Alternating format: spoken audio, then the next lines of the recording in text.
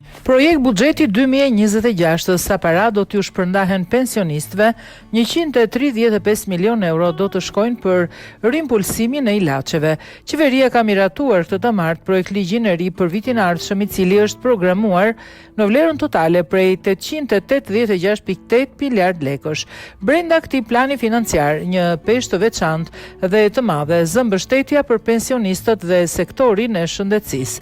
100 milion euro do të shkojnë për rritjen e pensioneve sipas skemës së re. Gjithashtu është përcaktuar se fondi për rimbulsimin e medikamenteve nuk do të kalojë kufirin prej 135 milion euro, ndërsa përdorimi i fondit për shërbimin spitalor do të specifikohet dhe orientohet me vendim të Këshillit të Ministrave.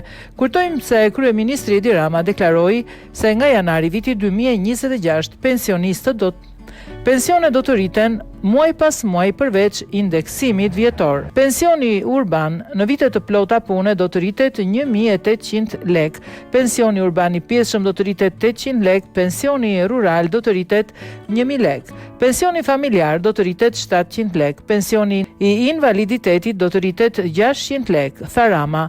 Kjo rritje përmuajshme do të vijojë edhe në vitet e tjera, të paktën deri në 2029. Ndërkohë, në dhjetor pensionistët presin të marrin si çdo fund vit bonusin, i cili edhe këtë herë do të jetë i ndarë në dy kategori. Ata që marrin pension deri në 20.000 lek do të përfitojnë 15.000 lek bonus, ndërsa ata që kanë pensionin mbi 20.000 lek do të kenë shpërblim 10.000 lek.